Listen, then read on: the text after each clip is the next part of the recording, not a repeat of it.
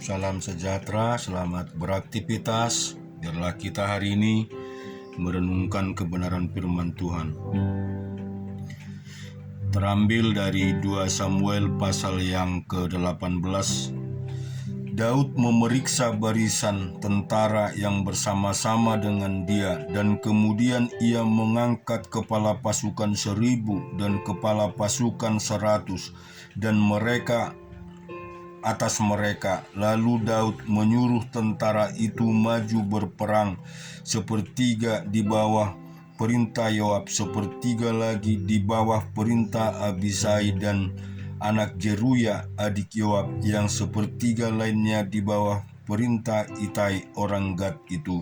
Lalu berkatalah raja kepada rakyat itu, "Aku akan maju berperang bersama-sama dengan kamu." Tetapi tentara itu berkata, "Janganlah tuanku maju berperang, sebab apabila kami terpaksa melarikan diri, maka mereka tidak akan menghiraukan kami. Bahkan sekalipun mati seluruh daripada kami, mereka tidak akan menghiraukan kami. Tetapi tuanku sama harganya dengan 10.000 orang daripada kami. Sebab itu adalah lebih baik bahwa tuanku bersedia menolong kami dari kota." Kemudian berkatalah raja kepada mereka, "Apa yang kamu pandang baik akan kuperbuat." Lalu berdirilah raja di sisi pintu gerbang, dan seluruh tentara itu berjalan keluar, beratus-ratus dan beribu-ribu.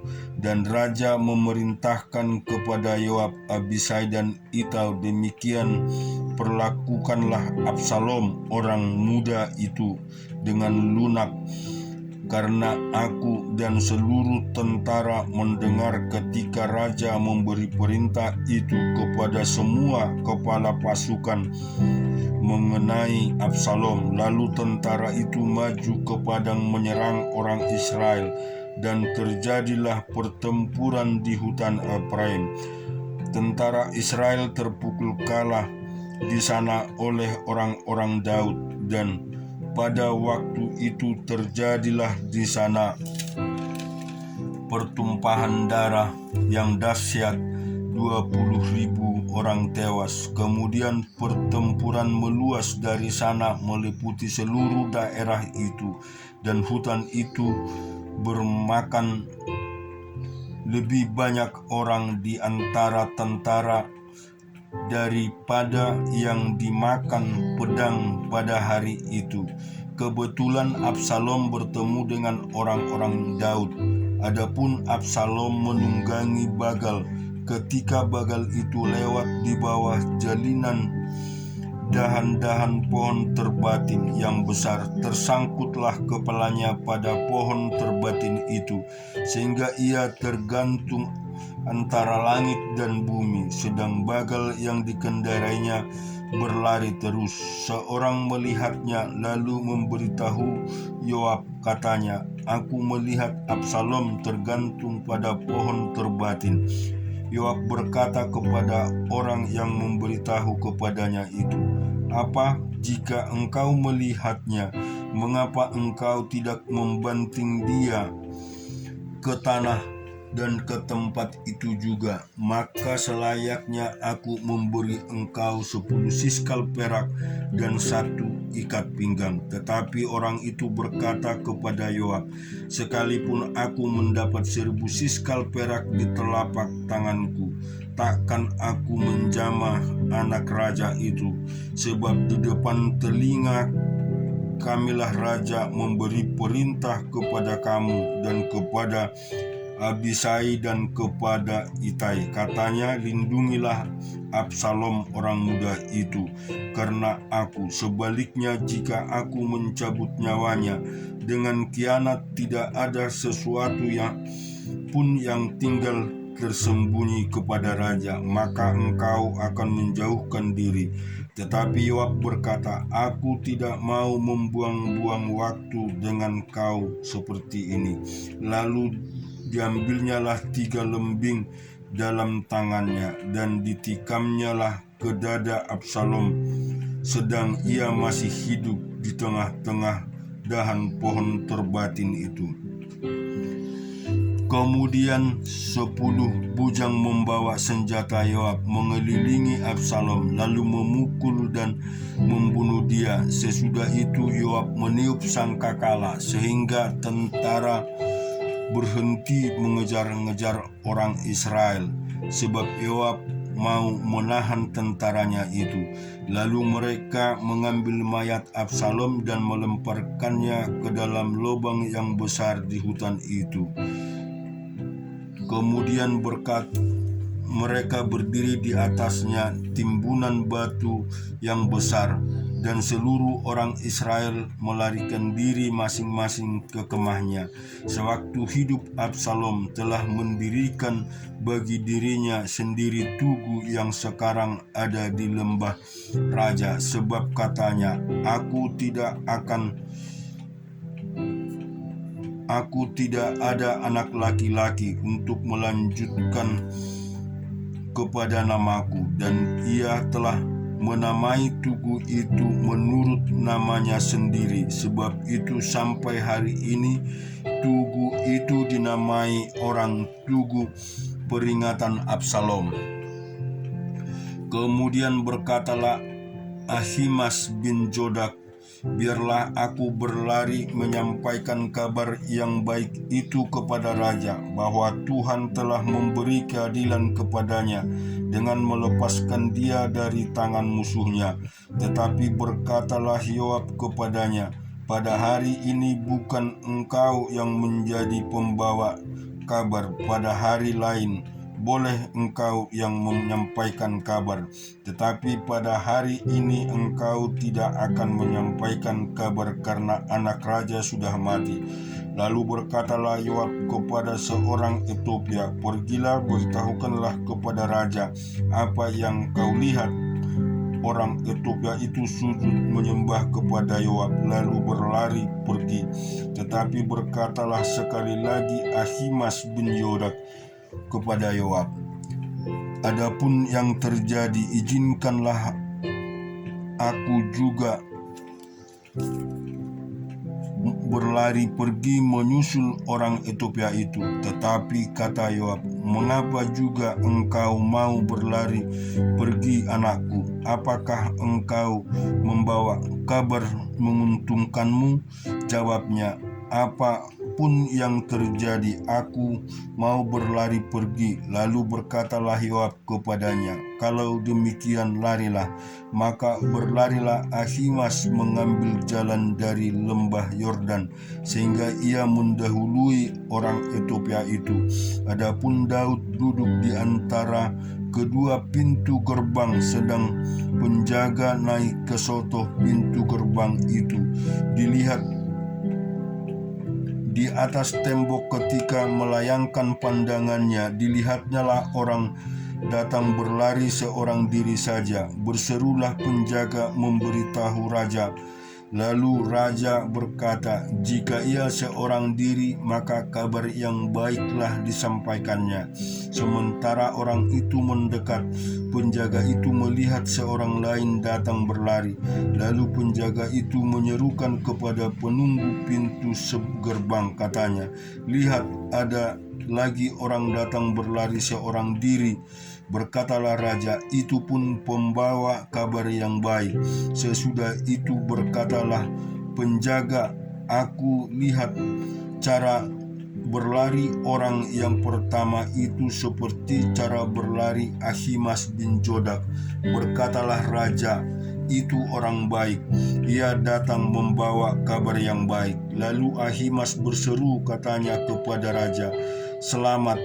Kemudian sujudlah ia menyembah kepada raja dengan mukanya ke tanah, serta berkata, Terpujilah Tuhan Allahmu yang telah menyerahkan orang-orang yang menggerakkan tangannya melawan tuanku raja.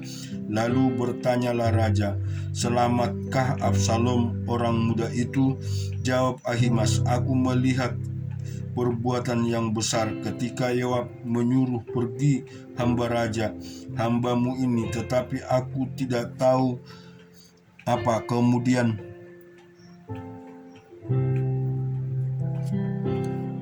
Berkatalah raja, pergilah ke samping, berdirilah di sini. Ia pergi ke samping, tinggal berdiri. Maka datanglah orang Etiopia itu, katanya, orang Etiopia itu, "Tuanku raja mendapat kabar yang baik, sebab Tuhan memberi keadilan kepadamu pada hari ini dengan melepaskan tuanku dari tangan semua orang yang bangkit menentang tuanku."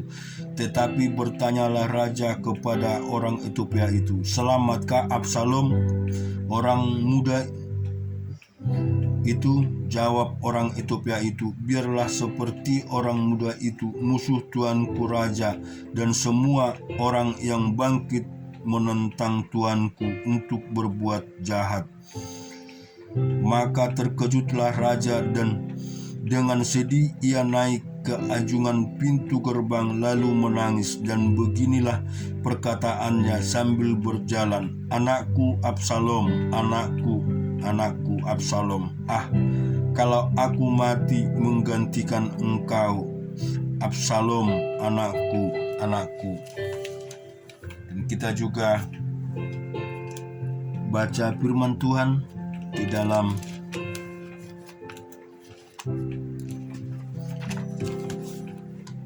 Yeremia pasal yang ke-51 ayat yang ke-21. "Dengan engkau aku menghancurkan kuda dan pengendara,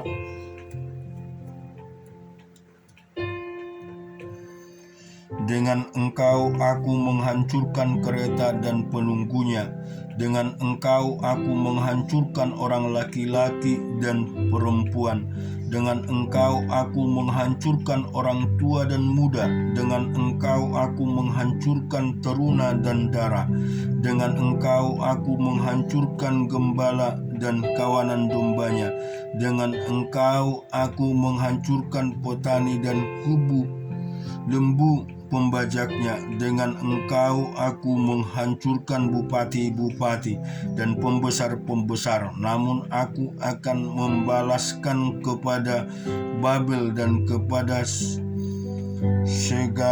segenap kejahatan yang telah mereka lakukan terhadap Sion di depan matamu sendiri. Demikian firman Tuhan, sesungguhnya aku menjadi lawanmu, bagi hai gunung pemusnah. Demikianlah firman Tuhan yang memusnahkan seluruh bumi. Aku akan mengacungkan tanganku kepadamu, menggulingkan engkau dari bukit batu, dan membuat engkau menjadi gunung api yang telah padam. Orang tidak akan mengambil batu penjuru atau batu dasar daripadamu, tetapi engkau akan menjadi tempat tandus yang kekal. Demikianlah firman Tuhan. Angkatlah panji-panji di bumi, tiuplah sangkakala di antara bangsa-bangsa. Bersiaplah bangsa-bangsa berperang melawan Babel.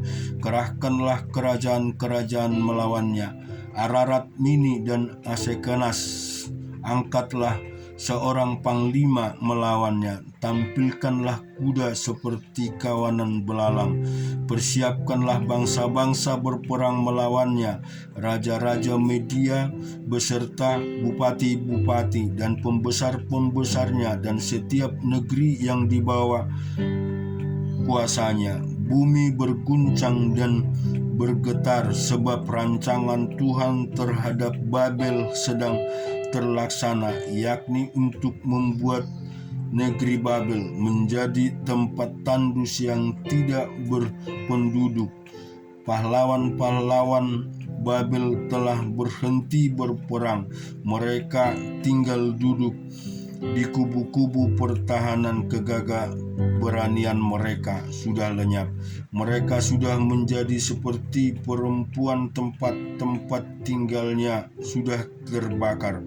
Palang-palang pintu sudah patah.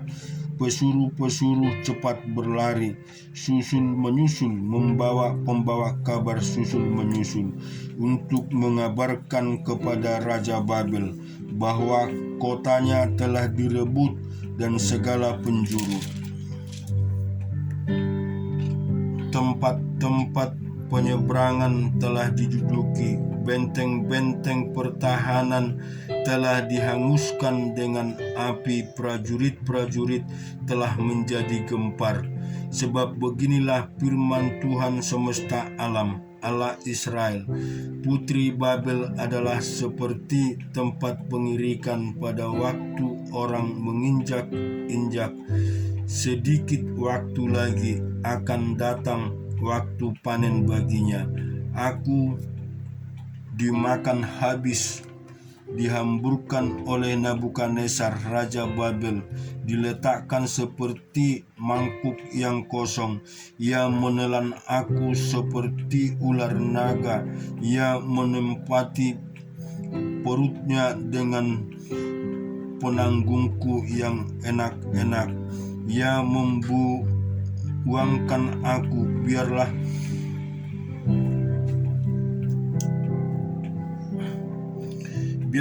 penggagahan dan penghancuran atasku tertimpa kepada Babel. Begitulah hendaknya berkata penduduk Sion, biarlah darahku tertimpa kepada penduduk negeri orang Kasdim. Begitulah hendaknya berkata Yerusalem. Sebab itu beginilah firman Tuhan, sesungguhnya aku akan memperjuangkan perkaramu dan akan melakukan pembalasan untukmu. Aku akan meringankan lautnya dan akan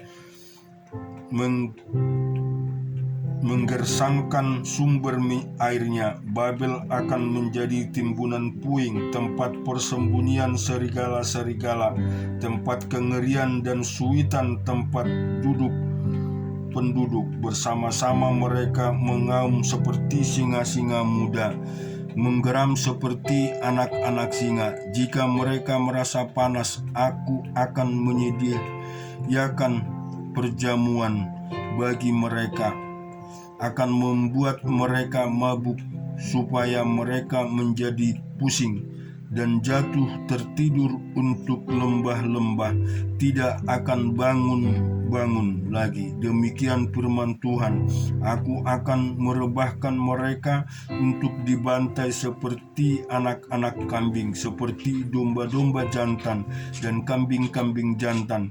Betapa sesaknya direbut dan negeri pujian seluruh bumi diduduki. Betapa Babel menjadi kengerian di antara bangsa-bangsa.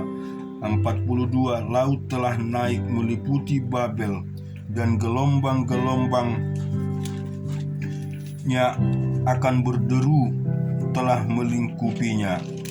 Kita juga akan merenungkan firman Tuhan di Yeskel pasal yang ke-8.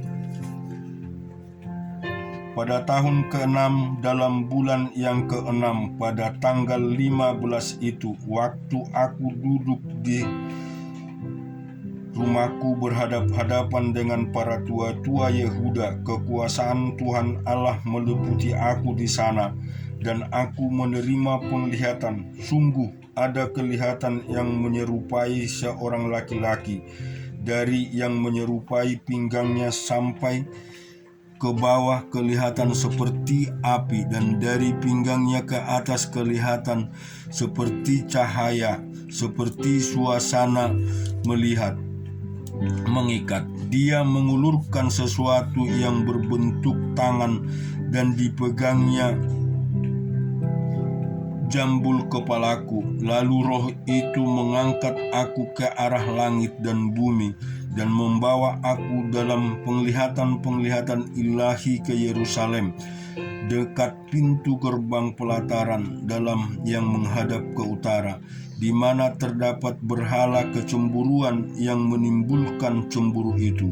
Lihat, di atas tempat kemuliaan Allah Israel, seperti penglihatan yang kulihat di lembah itu. Firman-Nya kepadaku, hai anak manusia, lihatlah ke utara, aku melihat ke utara. Sungguh di sebelah utara gerbang mesbah dekat jalan masuk terdapat berhala kecemburuan tadi. Firman-Nya kepadaku, hai anak manusia, kau lihatkah apa yang mereka perbuat, yaitu perbuatan-perbuatan kekejian yang besar-besar yang dilakukan oleh kaum Israel di sini, sehingga aku akan menjauhkan diri dari tempat kudusku.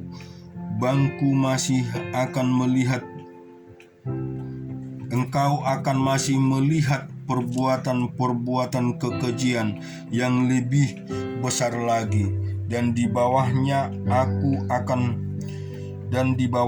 aku ke pintu pelataran. Aku melihat sungguh ada sebuah lubang di dalam tembok. Firman-Nya kepadaku, hai anak manusia, perbesarlah lubang yang di tembok itu. Sesudah aku memperbesar lubang itu, lihat ada sebuah pintu. Firman-Nya kepadaku, masuklah dan lihatlah perbuatan-perbuatan kekejian yang jahat yang mereka lakukan di sini. Lalu aku masuk dan melihat sungguh segala gambar-gambar binatang melata dan binatang-binatang lain yang menjijikkan, dan segala berhala-berhala kaum Israel terukir pada tembok sekelilingnya. Dan di hadapannya berdiri 70 orang tua-tua kaum Israel dengan Yazanya bin Safan di tengah-tengah mereka, dan masing-masing memegang bokor ukupannya di tengahnya, dan keharuman dari asap ukupan itu naik ke atas.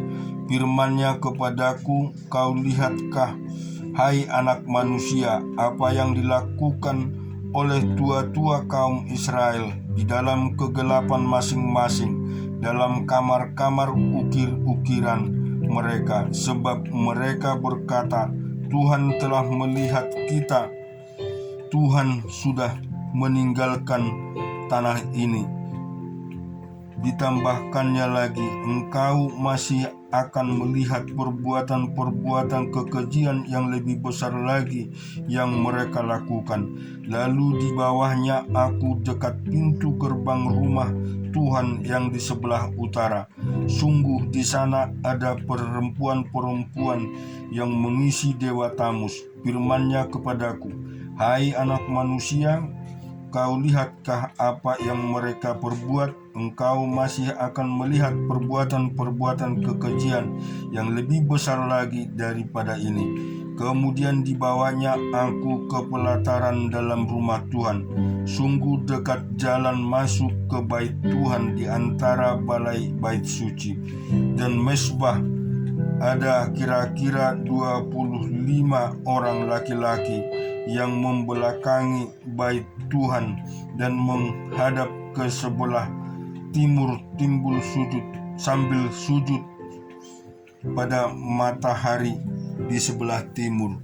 Lalu firman-Nya kepadaku, kau lihat itu, hai anak manusia, perkara kecilkah itu bagi kaum Yehuda untuk melakukan perbuatan-perbuatan kekejian yang mereka lakukan di sini, bahwa mereka memenuhi tanah ini dengan kekerasan, dan dengan itu terus menyakiti hatiku. Sungguh mereka berkelakuan tak senonoh di hadapanku. Oleh karena itu aku akan membalas di dalam kemurkaanku. Aku tidak akan merasa sayang dan tidak akan kenal belas kasihan. Dan kalaupun mereka berseru-seru kepadaku dengan suara yang nyaring, aku tidak akan mendengarkan mereka. Kita baca di 2 Korintus pasal yang ke-10.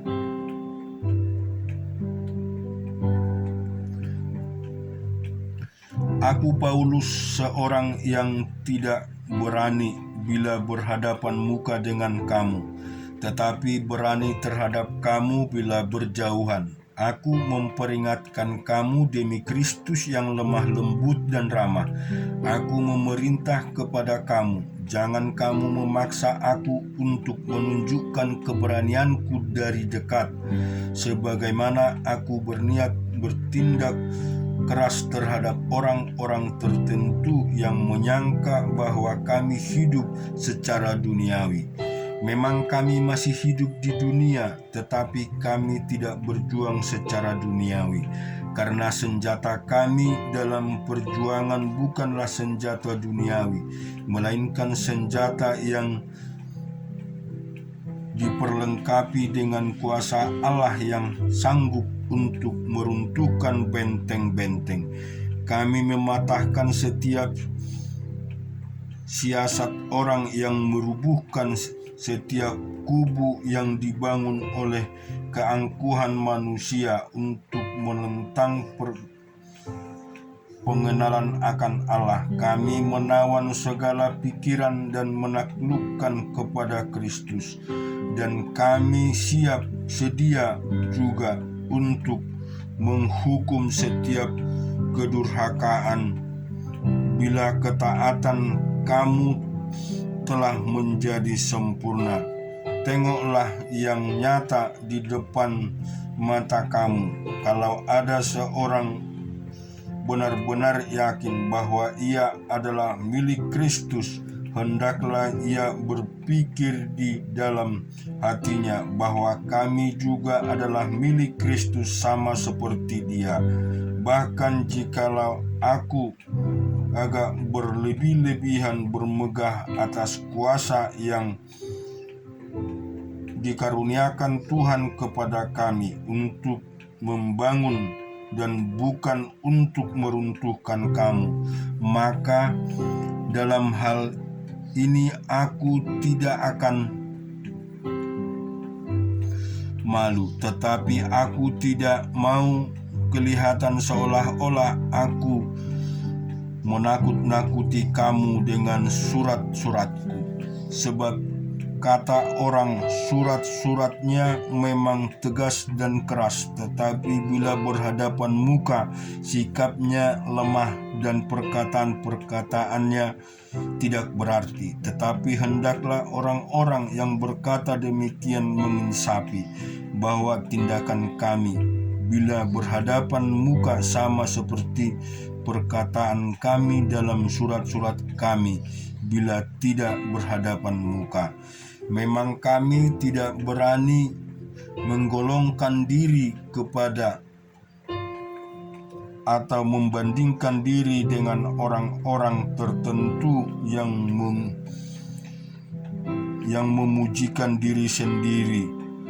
Mereka mengukur dirinya dengan ukuran mereka sendiri dan membandingkan dirinya dengan diri mereka sendiri. Alangkah bodohnya mereka. Sebaliknya, kami tidak mau bermegah melampaui batas, melainkan tetap di dalam batas-batas dan daerah kerja yang dipatok Allah bagi kami, yang meluas sampai kepada kamu juga. Sebab dalam memberitakan Injil Kristus, kami telah sampai kepada kamu, sehingga kami tidak melewati batas daerah kerja kami, seolah-olah kami belum sampai kepada kamu.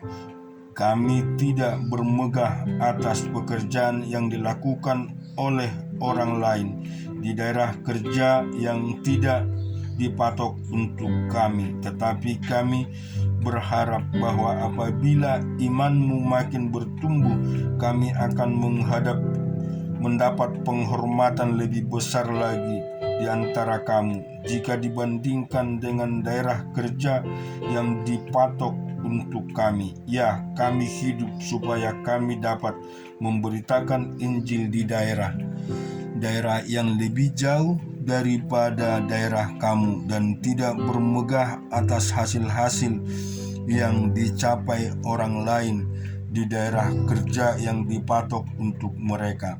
Tetapi barang siapa bermegah, hendaklah ia bermegah di dalam Tuhan, sebab bukan orang yang memuji diri yang tahan uji, melainkan orang yang dipuji Tuhan. Amin. Tuhan memberkati kita.